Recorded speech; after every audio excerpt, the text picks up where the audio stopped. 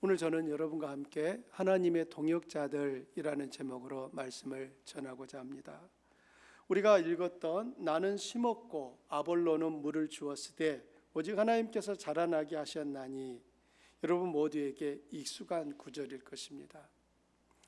그러나 이 구절은 단순히 농사에 대한 비유가 아니라 교회 분열을 책망하는 바울의 말씀입니다. 고린도 교회는 바울의 복음 전파로 세워졌고 아볼로의 사역으로 성장하고 있었습니다. 그런데 교인들은 바울, 아볼로, 베드로 등 자신이 선호하는 설교자를 따라 당을 짓고 서로를 배척하고 시기하며 갈라졌습니다. 그것은 바울과 아볼로가 원한 일이 아니었어요. 그들은 자신을 주님의 지시를 따라 섬기는 종으로 인식했을 뿐입니다. 5절에서 사역자들이라고 번역한 헬라어 디아코노이는 그 의미가 섬기는 자, 곧 종을 의미합니다. 바울이 아볼로와 자신을 디아코노이라고 말하는 것은 자신들을 그리스도의 종으로 인식하고 있다는 증거이며, 자신들의 삶이 주님께서 각자에게 주신 대로, 즉 주님께서 지시하신 대로 움직인 것을 의미하는 것입니다. 그러나 교인들은 이를 이해하지 못했고 자기 편을 나누며 미성숙한 신앙인의 모습을 보였습니다. 거짓 교사들과 외부의 핍박에 맞서 진리를 수호하기 위해 하나로 화합해도 부족한 이때에 교회 분열이 일어났습니다. 그들은 끊임없이 비교하면서 어린 아이들처럼 인정받으려고 싸웠습니다. 만일 교회가 하나 되지 못하고 분열하게 된다면 여러분, 그 교회는 어떻게 되겠습니까? 고린도 교회 안에 일어나고 있는 이 분열의 근본 원인은 바른 리더십을 알지 못했기 때문입니다.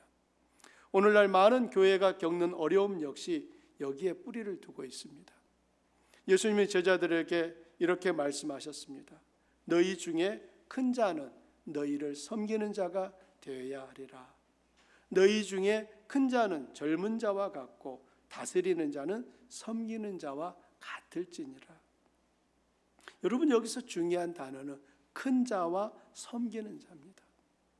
세상의 리더십은 섬김을 받는 자를 큰 자, 높은 자, 위대한 자라고 여깁니다. 그러나 주님의 리더십은 정반대입니다. 섬기는 자가 큰 자라는 것입니다. 섬기는 자가 더 많을수록 그는 더 위대한 자인 것입니다. 예수님은 친히 본을 보이셨습니다. 인자가 온 것은 섬김을 받으려 함이 아니라 도리어 섬기려 하고 자기 목숨을 많은 사람의 대속물로 주려 함이니라. 예수님이 이 땅에 오신 목적을 뭐라고 하십니까? 섬기러 오셨다는 거예요. 군림하기 위하여, 섬김을 받으려고 오신 것이 아니라 예수님께서 섬기기 위해 오셨다는 겁니다. 여러분, 예수님이 누구십니까? 하나님이시잖아요. 그 하나님이 사람의 몸을 입고 이 땅에 오신 것은 섬기러 오셨다는 거예요. 그리고 그 섬김의 최종 모습이 십자가에 달려 죽으신 바로 그 사건이었습니다. 예수님은 이 땅에 계시는 동안 제자들의 발을 씻기시고 병든 자를 만지시고 십자가에서 목숨을 내어주셨습니다. 이것이 참된 리더십, 섬김의 삶입니다. 세상이 생각하는 높은 자와 예수님이 말씀하시는 높은 자는 전혀 다릅니다. 그렇다면 여러분은 결단해야 합니다. 어느 쪽을 따르시겠습니까? 주님의 가르침입니까? 세상의 가르침입니까? 오늘날 우리들이 다시 회복해야 하는 것은 참된 기독교적 리더십이에요. 저와 여러분이 붙들어야 하는 리더십의 모형은 주님의 가르침과 그분이 사신 섬김의 삶입니다. 어떤 이들은 시간이 경과하면 리더십이 저절로 생긴다고 생각하는데 여러분의 생각은 어떻습니까? 단지 시간이 경과한다고 해서 그리스도인들이, 우리 교우들이 리더십을 갖는 것은 아닙니다. 리더십은 오랜 시간보다 끊임없이 주님의 말씀과 주님의 삶을 보며 자신의 생각을 내려놓고 그 가르침을 따라 살아온 삶의 실천에 달려 있습니다. 여러분은 단지 직분이나 신앙 연수가 그 사람의 성숙함의 근거가 되지 않는 것을 이미 수차례 경험하셨을 것입니다. 직분을 받고 신앙의 연수가 오래된 사람이 성숙하지 못한 모습을 보일 때 더 많은 사람에게 상처를 주고 오랫동안 아픔을 남깁니다. 그렇다면 여러분이 다른 누군가에게 느낀 그 감정, 그 마음을 다른 사람들도 여러분에게서 느끼고 있다는 것을 잊지 마십시오. 저 사람 왜 저래? 목사가 저래? 장로가 저래? 권사가 저래? 이렇게 느끼셨던 그 감정을 다른 누군가는 여러분을 보면서 느낄 수 있다는 것입니다. 바울은 교회의 분열을 책망하면서 4가지 중요한 가르침을 전합니다. 첫째는 영광은 오직 하나님께만 있다는 것입니다. 나는 심었고 아볼로는 물을 주었을 때 오직 하나님께서 자라나게 하셨나니 그런즉 심는 이나 물 주는 이는 아무것도 아니로되 오직 자라게 하시는 이는 하나님뿐이니라. 바울은 아볼로와 자신의 사역을 농사에 비유하여 자신은 씨를 심는 사람이고 아볼로는 물을 주는 사람이라고 합니다. 심는 자도 물 주는 자도 도구라는 것이죠. 씨를 자라게 하시는 분은 오직 하나님입니다. 그러므로 영광은 사람이 아니라 하나님께만 돌려야 합니다. 바울은 씨를 자라게 하시는 분은 하나님이기 때문에 심는 이와 물 주는 이가 중요하지 않다거나 필요치 않다고 말하는 것이 아니라 심는 것과 물 주는 것은 식물의 성장에 있어서 필요한 과정일 뿐이라고 강조하는 거예요. 즉 바울은 심은 자도 물 주는 자도 필요하지만 그 모든 것을 더욱 결정짓는 이는 그 식물이 자라나게 하는 분이라는 거예요. 저는 올해 고추 농사를 망쳤습니다. 고추를 심을 때만 해도 제 마음속에는 큰 기대가 있었습니다. 청양고추는 따서 냉장고에 넣어놓고 겨울철에 요리할 때 하나씩 꺼내 먹어야지. 아삭이 고추는 아내가 좋아하니까 따서 입맛 없을 때 된장 찍어 먹게 해야지. 아삭이 고추 1개도 못 걷었고요. 청양고추 1개 걷었어요, 올해. 제가 그 씨를 심기 위해서 얼마나 노력을 했는데요. 모종 중에서도 좋아 보이는 놈 갖다 골라서 심었고 물도 열심히 줬어요. 그러나 제가 기대했던 것은 무엇입니까? 자라나기는 자라났어요. 그러나 열매가 맺히지를 않는 거예요. 제가 만일 열매를 맺게 할 수 있는 그 능력이 실력이 있다면 여러분 올해 저는 냉장고가 가득 찰 만큼 청양고추를 땄을 거예요. 그러나 제가 몇 개 땄다고요? 1개 땄다고요. 저는 그 고추가 열매 맺게 할 그 능력이 없습니다. 심는 사람도 물 주는 사람도 그가 할 수 있는 일은 거기까지인 거예요. 그 식물이 자라나 열매를 맺게 하시는 분은 누구다? 하나님이신 거예요. 하나님께 사명을 받은 각 사람이 자신의 역할을 충성스럽게 감당할 때 하나님이 영광을 받으십니다. 하나님은 사람에게 자유의지를 주셨어요. 사람들은 그들의 자유의지로 하나님께 찬성할 수도 있고 반대할 수도 있습니다. 하나님은 사람에게 당신을 반대할 자유마저 주신 거예요. 하나님은 우리를 로봇처럼 프로그래밍하지 않았습니다. 우리에게 하나님을 거역할 그 자유까지 주신 것입니다. 그런 중에 어떤 사람이 자신의 의지로 하나님이 하시고자 하는 그 일을 한다면 그것은 하나님의 영광이 되는 것입니다. 우리는 모든 것은 하나님이 하실 수 있으니까 나는 뒷짐만 지고 있을게요. 이건 좋은 믿음의 모습이 아닙니다. 좋은 믿음은 하나님의 뜻을 분별하고 그 뜻을 내 의지를 다하여 행하고자 하는 거예요. 그럴 때 하나님이 영광을 받으시는 것입니다. 바울과 아볼로는 각각 자신들의 역할을 충성스럽게 감당함으로 하나님이 영광을 받으시게 한 것입니다. 오늘 말씀 속에서 두 번째는 영적 교훈은 각각 자기가 일한 대로 자기의 상을 받는다는 것입니다. 각 사람은 자기의 사역에 충성해야 합니다. 하나님은 심는 자도 물 주는 자도 필요로 하십니다. 그러나 심기만 하고 물을 주지 않으면 씨는 말라 죽습니다. 반대로 물만 주고 씨를 심지 않으면 아무 열매도 맺지 못합니다. 하나님의 교회는 각각의 은사와 역할이 충성스럽게 감당될 때 든든히 세워집니다. 그리고 그때 하나님은 각각 자기 일에 충성한 사람에게 상을 주십니다. 그것이 심는 일이든 물 주는 일이든 자기 역할에 충성한 사람이 상을 받습니다. 즉 자기 일에 충성하지 않은 사람은 받을 상이 없습니다. 나는 심는 일보다 물 주는 일을 하고 싶어. 굳이 그러실 필요가 없는 거예요.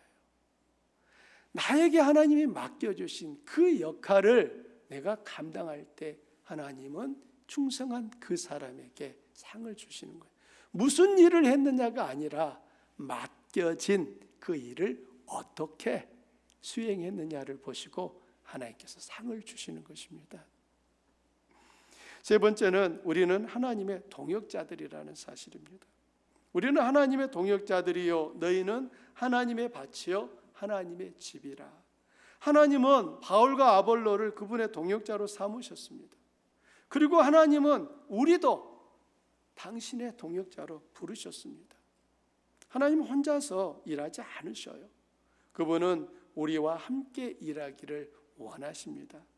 그것은 하나님의 능력이 부족하거나 우리의 어떤 도움이 있어야만 하나님이 그것을 하실 수 있기 때문이 아닙니다. 하나님은 전능하신 분입니다. 성경을 펼쳐들 때 맨 처음부터 하나님은 당신을 어떻게 소개합니까? 태초에 하나님이 천지를 창조하시니라. 당신을 전능한 분이라고 선포하고 시작하시는 거예요. 그 전능한 하나님이십니다. 전능하시다면 모든 것을 혼자서도 능히 얼마든지 당신의 뜻대로 하실 수 있다는 의미지요. 그럼에도 불구하고 우리를 불러 함께 일하자고 하시는 것은 우리에게 베푸신 큰 호의인 줄 믿으시기 바랍니다. 왜 나에게만 이런 거 시키냐고 뾰루뚱하실 일이 아니라 나를 하나님이 하시는 그 일에 불러주셨다라고 하는 것이 큰 호의인 줄 여러분 기억하시기 바랍니다. 저도 앞으로 하나님처럼 하려고 생각합니다. 제가 우리 성도님들에게 어떤 일을 부탁할 때요, 여러분 하셔도 되고 안 하셔도 돼요. 저는 여러분이 하나님께 상 받고 칭찬받을 기회를 드리는 거예요. 여러분이 안 하셔도 제가 다 할 수 있어요. 하지만 저는 여러분이 하나님 앞에 상 받을 기회를 나눠 드리는 거예요. 그러니까 여러분께서 이제 판단하시기 바랍니다. 목사님은 맨날 나만 시켜. 그러셔도 수도 있고요. 아유, 목사님은 또 나에게 주님으로부터 칭찬받고 상 받을 기회를 주셨네. 참 감사하다. 이렇게 하실 수도 있어요. 절대 저는 여러분에게 사정하지 않을 거예요. 이거 좀 해주세요. 아니에요. 아무개 성도님 이런 일을 하려고 하는데 하시겠습니까? 안 하시겠습니까? 묻기만 하겠습니다. 답은 누가 합니까? 여러분이 하시는 거예요. 하나님이 그렇게 일하시더라고요. 그래서 저도 이 말씀을 준비하면서 내가 그동안 사역을 잘못했구나 라는 생각하며 좀 반성을 많이 했습니다. 제 생각에는 우리 성도님들이 바쁘니까 또 우리 성도님들이 일도 많고 힘드니까 할 수 있으면 내가 다 해주죠, 다 해드려야지, 이런 생각을 했는데 가만히 말씀을 보니까 우리 성도님들이 하나님께 상 받을 기회를 제가 다 가로막고 있었더라고요. 여러분 죄송합니다. 정말 죄송하고요. 이제는 여러분이 주님 앞에 상 받을 그 기회를 저는 적극적으로 여러분에게 열어드리려고 생각을 합니다. 네, 아멘 하셔야 돼요. 아멘 하셔야 돼요. 아멘 한 분만 하셨어 지금. 여러분이 적극적으로 하시기를 바랍니다.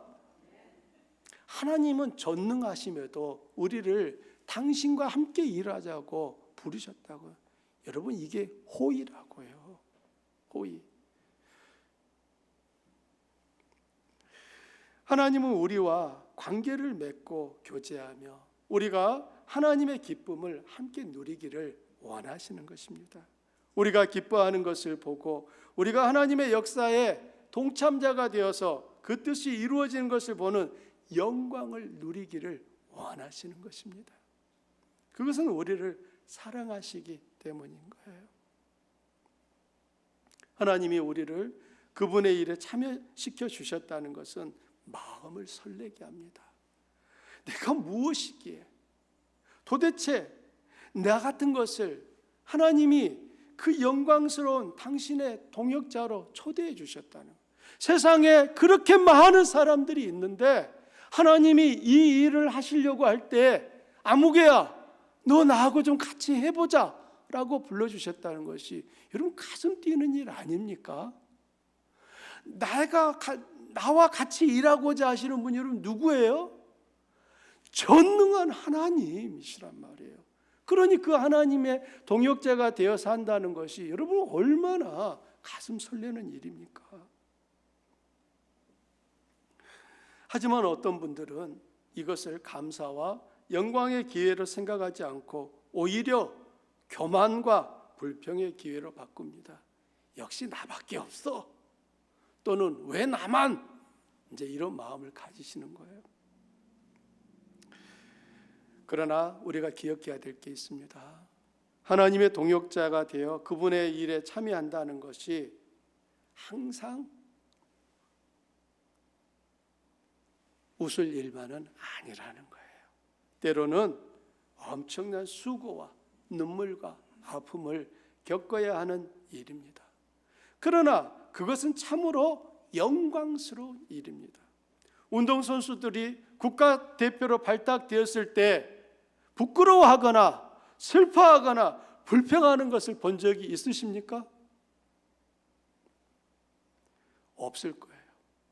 국가대표로 선발되면 지금보다 더욱 혹독한 훈련이 기다리고 있다는 것을 아는데도 국가대표라는 그 영광스러움이 그 힘든 훈련을 감당하게 하는 것입니다. 사랑하는 우리 교우님들, 여러분은 자신이 하나님의 밭을 가꾸고 하나님의 집을 세우도록 부름받은 하나님의 동역자이심을 믿으십니까? 그 사실을 어느 정도 확신하십니까? 나는 하나님의 동역자야. 여러분 마음 안에 이 자부심이 있으시냐는 거예요. 하나님은 여러분을 얘는 나의 동역자야 라고 하시는데 과연 여러분은 그 감격이 있으시냐는 것입니다. 여러분의 헌신과 충성의 정도는 여러분의 확신과 비례할 것입니다. 하나님이 누구신지 알지 못하고 하나님의 영광을 보지 못한 사람은 결코 자신의 것을 포기하거나 내려놓지 못합니다. 하나님께 대한 순종과 즐거이 그분의 사역에 동참하는 것은 하나님을 아는 지식의 충만함과 비례합니다. 바울이 바로 그런 사람이었습니다. 빌립보서 3장에서 그는 다음과 같이 말합니다. 만일 누구든지 다른 이가 육체를 신뢰할 것이 있는 줄로 생각하면 나는 더욱 그러하리니 나는 8일 만에 할례를 받고 이스라엘 족속이요 베냐민 지파요 히브리인 중에 히브리인이요 율법으로는 바리새인이요 열심으로는 교회를 받게 하고 율법의 의로는 흠이 없는 자라. 여러분 이 말을 할 때 바울이 지금 자기의 이 백그라운드에 대해서 부끄럽다고 합니까? 자랑스럽다고 합니까? 어떤 느낌입니까? 그는 자랑스러워하고 있는 거예요. 지금 이런 바울 같은 사람이 어디 있습니까? 근데 그 다음 말이 중요합니다. 그러나 무엇이든지 내게 유익하던 것을 내가 그리스도를 위하여 다 해로운 것으로 여길 뿐더러 또한 모든 것을 해로 여김은 내 주 그리스도 예수를 아는 지식이 가장 고상하기 때문이라. 내가 그를 위하여 모든 것을 잃어버리고 배설물로 여김은 그리스도를 얻고 그 안에서 발견되려 함이니 내가 가진 의의는 율법에서 난 것이 아니요 오직 그리스도를 믿음으로 말미암은 것이니 곧 믿음으로 하나님께로부터 난 의라. 바울은 세상적으로 보면 자랑할 것이 참 많은 사람이었습니다. 아마 오늘날로 보면 바울에게 결혼시키겠다고 딸을 둔 많은 부모님들이 줄을 섰을 것 같아요. 예루살렘에 그 바울, 이야, 우리 딸 줄게, 이런 마음 갖는 부모가 한두 명이었을까 싶어요.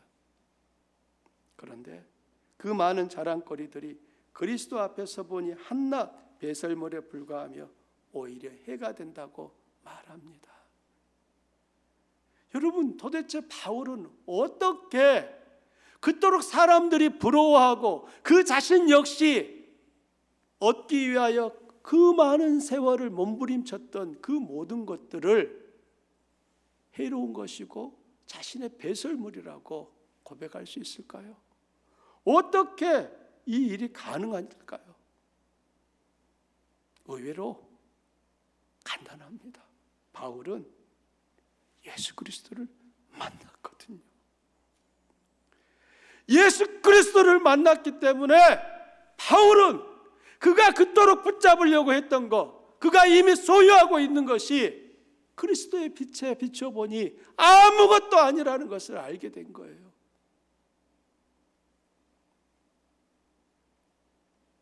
여러분, 진짜 다이아몬드를 쥐고 있는 사람은 뭐죠? 다이아몬드에 눈길을 줄까요? 그러나 이 세상에서 보게 되면 모조는 진짜만큼 예쁘고 때로는 진짜보다 더 진짜처럼 보입니다. 그러나 모조품을 얻기 위하여 진짜를 버리는 사람은 여러분 어떤 사람입니까? 바보지요, 바보. 지혜로운 사람은 모조품을 얻기 위하여 진짜를 버리는 그런 어리석은 일을 하지 않습니다. 그렇다면 여러분, 지금 바울은 자신의 인생에 있어서 모조품이 뭐라고 말합니까? 그가 자랑스럽게 여겼던 그의 모든 것. 그러면 바울이 지금 말하고 있는 진짜는 무엇입니까? 예수 그리스도이신 거예요.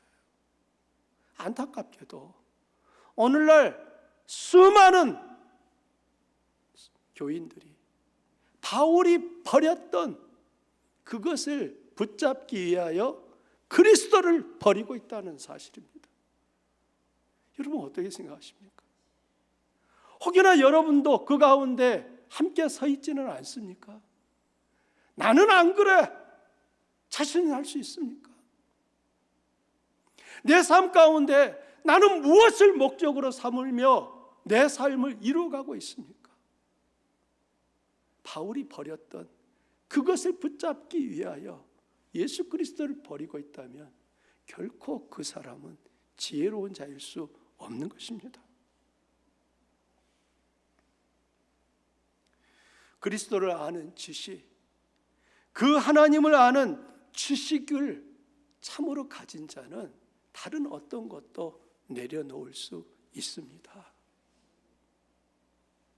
사랑하는 우리 성도님들, 탄자니아에 방문하면서 인상적이었던 것은 키보드가 없다는 사실입니다. 기타도 없습니다. 그들은 그 북처럼 보이는 거 그거 하나 놓고 하는데 여러분 예배 시간이 3시간 반이었습니다. 찬양으로 시작해서 찬양으로 끝나는데 그 찬양 하나하나가 얼마나 마음을 울리는지 몰라요. 저 그 예배 장면을 보면서 반성했어요. 예배 시간 길어질까 봐, 우리 성도들이 싫어할까 봐 예배 시간 맞추려고 확 몸부림쳤던 저의 모습들이 보이는 거예요. 오늘부로 박 목사가 설교 길게 한다고 불평하셨던 분들은 회개하셔야 돼요, 진짜. 사랑하는 여러분, 내게 있어서 정말 중요한 게 무엇인지 여러분 잊지 말자고요. 예수님을 믿는 것을 그냥 액세서리 정도로 생각하고 예수님을 믿으면서 다른 무언가 바울이 버린 그것을 붙잡기 위하여 몸부림치고 있다면 결코 지혜로운 분일 수 없다니까요. 사랑하는 여러분, 더욱 주님을 아는 일에 여러분 욕심을 내시기 바랍니다. 그 하나님의 영광 안에 거하기 위하여 우리의 삶을 더욱 거룩함으로 이루어가기 위하여 몸부림치시기를 바랍니다. 어린 시절 저는 깜깜한 전기가 없는 섬에서 살았습니다. 그 깜깜한 밤에 반딧불이 떠오르면은 여러분 얼마나 밝은지 몰라요. 그래서 그 반딧불들 잡아가지고 병에 넣어놓고 와 밝다 이렇게 좋아했습니다. 하지만 호롱불 빛에 그 반딧불을 비춰보면 반딧불의 빛은 사라지고 마는 거예요. 여러분 호롱불이 어느 정도 밝을까요? 여러분 잘 안 보여요. 사실 호롱불 켜봐야. 하지만 그 반딧불이 작은 호롱불 빛에 비춰보면 아무것도 아닌 거예요. 여러분 그러면 반딧불을 붙잡겠습니까? 호롱불을 붙잡겠습니까? 호롱불을 붙잡죠. 그런데 어느 날 저희 섬에 전기가 들어왔어요. 전등이 집집마다 켜지기 시작했습니다. 여러분 호롱불이 그렇게 밝은 줄 알았는데 전등불을 보니 호롱불은 아무것도 아니었습니다. 그날로 집집마다 호롱불을 내다 버렸습니다. 이렇듯 주님의 찬란한 영광의 빛을 본 사람은 다른 것에 마음을 빼앗기지 않습니다. 어떤 사람이 주님이 아닌 다른 것에 마음을 빼앗기는 원인은 주님의 찬란한 빛을 온전히 보지 못하고 있기 때문이에요. 그가 영적 소경이라는 것입니다. 주님의 빛이 비추지 않는 게 아니에요. 주님은 만물을 통하여 당신의 빛을 비추고 있고 성경을 통하여 우리에게 당신의 거룩하심을 나타내고 있는데 내가 그 빛을 보지 못한다는 것은 내가 지금 어둠 속에 있다는 거예요. 내가 영적으로 눈이 닫힌 상태라는 것을 말하는 것입니다. 그러면서도 안타까운 것은 그 영적 시각장애인의 상태를 그냥 내버려 둔다는 것입니다. 하나님을 아는 진리의 빛을 더욱 보고자 하는 그 열망이 저에게도 여러분에게도 더욱 충만하시기를 바랍니다. 네 번째 교훈은 하나님이 주실 상을 기대하라는 것입니다. 바울은 분명히 말합니다. 심는 이와 물 주는 이는 한 가지이나 각각 자기가 일한 대로 자기의 상을 받으리라. 아멘. 예수님도 말씀하셨어요. 마태복음에서만 8번이나 하나님이 주실 상에 대해 말씀합니다. 제가 정리해 왔습니다. 여러분 한번 보십시오. 기뻐하고 즐거워하라. 하늘에서 너희의 상이 큼이라. 너희가 너희를 사랑하는 자를 사랑하면 무슨 상이 있으리요. 사람에게 보이려고 그들 앞에서 너희 의를 행하지 않도록 주의하라. 그리하지 아니하면 하늘에 계신 너희 아버지께 상을 받지 못하리라. 진실로 너희에게 이르노니 그들은 자기 상을 이미 받았느니라. 내가 진실로 너희에게 이르노니 그들은 자기 상을 이미 받았느니라. 내가 진실로 너희에게 이르노니 그들은 자기 상을 이미 받았느니라. 선지자의 이름으로 선지자를 영접하는 자는 선지자의 상을 받을 것이요 의인의 이름으로 의인을 영접하는 자는 의인의 상을 받을 것이다. 내가 진실로 너희에게 이르노니 그 사람이 결탄코 상을 잃지 아니하리라. 사랑하는 우리 성도님들, 이 상급 신앙은 결코 세속적 욕망이 아니에요. 하나님의 상은 더 큰 집, 더 많은 재물 같은 것이 아닙니다. 상은 거룩하고 전능하신 하나님께서 친히 주시는 영광이에요. 하나님이 주실 상이 어떤 것인지 우리는 구체적으로 알지 못합니다. 한 가지 분명한 것은 그것이 어떤 물질적인 상은 아닐 것이라는 것은 확실합니다. 더 큰 집을 주시거나 더 좋은 차를 주거나 더 높은 지위 등등 이런 것은 아닐 거예요. 만일 하나님이 주시는 상을 물질적이고 세속적인 어떤 것으로 기대하는 분이 있다면 하루라도 빨리 생각을 바꾸시기를 바랍니다. 한때 천국을 보고 오셨다는 분들이 이상한 말을 해가지고 그 말에 많은 분들이 미혹이 되었습니다. 자기가 천국에 가서 보니까 아무개 목사님 집은 삐까번쩍 으리으리하고 자기 집은 아주 초가집이더라. 그래서 자기는 이제 그 환상을 본 후에 이제 남은 인생 더욱 주를 위하여 살겠노라 다짐했노라. 내용만 보면은 굉장히 은혜스러워요. 하지만 거기는 결정적인 문제가 있어요. 여러분, 천국에 초가집이 있습니까? 하나님이 주실 상을 물질적이고 세속적인 것으로 바꿔버린 거예요. 정확하게 우리는 하나님이 어떤 상을 주실지 잘 몰라요. 하지만 예수님은 끊임없이 하나님이 주실 상에 대해서 말씀하고, 바울도, 히브리서 기자도, 성경의 수많은 선지자들도 하나님이 주실 그 상에 대한 것들을 말하고 있습니다. 그렇다면 신앙생활을 하는 우리들이 하나님이 주실 그 상을 기대하는 것은 건강한 신앙입니까? 잘못된 신앙입니까? 그건 건강한 신앙인 거예요. 상 자체를 목적으로 삼는다면 그것은 문제가 있지만, 하나님께 충성한 그 결과로 하나님이 상을 주실 거라고 하는 것을 기대하는 것은 건강한 신앙입니다. 그런데 사도 바울은 하나님이 누구에게 상을 주신다고요?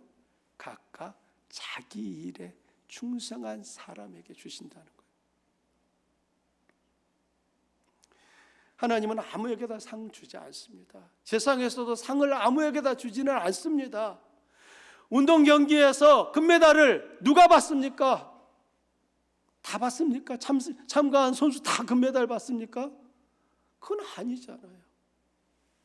가장 열심히 한 1등에게 금메달 주는 거 아닙니까? 하나님이 우리에게 주시는 상 역시 모두에게 똑같이 주는 게 아니에요. 각각 자기의 사명을 충성스럽게 감당한 당신의 동역자들이 그 상을 받게 되는 것입니다. 그렇다면 여러분 자신에게 솔직히 물어보십시오. 여러분은 하나님의 상을 얼마나 기대하고 사십니까? 상이 있다는 사실을 알고 계십니까?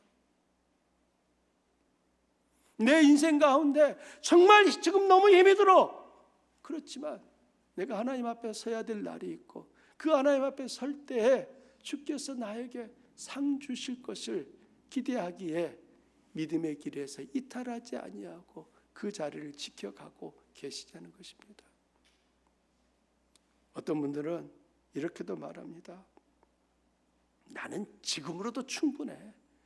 하나님이 상 안 주셔도 괜찮아. 나는 구원해 주신 것만도 감사하니까 이것으로 괜찮아. 여러분, 그분은 겸손한 것처럼 보이지만 사실은 굉장히 교만한 것입니다. 왜냐하면 하나님께서 상을 기대하라고 하는데 상이 필요 없다고 하는 것은 상을 믿지 않거나 아니면 하나님보다 자기가 더 큰 존재라고 생각하지 않고서는 결코 그런 말 하지 않을 것입니다. 히브리서 기자는 하나님께 나아가는 자는 반드시 그가 계신 것과 또한 그가 자기를 찾는 자들에게 상 주시는 이심을 믿어야 할지니라 라고 말하고, 모세는 그리스도를 위하여 받는 수모를 애굽의 모든 보화보다 더 큰 재물로 여겼으니 이는 상 주심을 바라봄이라 말하고 있습니다. 우리는 상을 목적으로 삼는 것은 경계해야 하지만 하나님께서 충성된 당신의 종에게 상을 주신다는 그것을 기대하는 것은 건강한 신앙이라는 것입니다. 비록 짧은 기간의 탄자니아 방문이었지만 그곳에서 일하고 계신 하나님의 역사를 보며 더욱 하나님의 동역자로 살고 싶다는 마음의 소망이 일었습니다.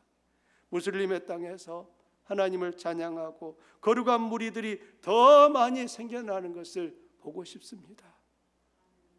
오늘날 복음은 세계적으로 거부되고 막혀있다는 느낌을 지울 수가 없는데 아직 탄자니아는 복음이 열려 있습니다. 은혜신학교 졸업생들을 통해 교회가 세워지고 그 교회를 통해 수많은 무리들이 줄지어 하나님을 예배하기 위해 나아올 것이 보입니다. 찬양 중에 이런 가사가 있습니다. 수많은 무리들 줄지어 하나님 앞으로 나아가는, 우리 주한교회가 하나님의 동역자가 되어 즐거이 그분의 뜻에 동참하며 하나님이 영광이 받으시도록 했으면 좋겠습니다. 말씀의 결론을 맺습니다. 사랑하는 교회 여러분, 여러분은 하나님 앞에 어떤 모습으로 서길 원하십니까? 단순히 구원만 받은 채로 설 것입니까? 아니면 충성된 동역자로서 풍성한 상을 받으며 설 것입니까? 우리는 하나님의 동역자임을 기억하십시오. 심는 자로 물주는 자로 각자의 역할을 충성스럽게 감당해야 합니다. 그리고 그 모든 영광은 우리 자신이 아니라 오직 하나님께 돌려야 합니다. 하나님은 자기의 뜻을 이루기 위해 충성한 동역자에게 상을 주실 것입니다. 그날 하나님 앞에 서는 날이 가장 큰 기쁨과 영광의 날이 되기를 저와 여러분 모두가 그 상을 누리기를 주님의 이름으로 축원합니다. 우리 말씀 생각하면서 함께 기도하기 원합니다.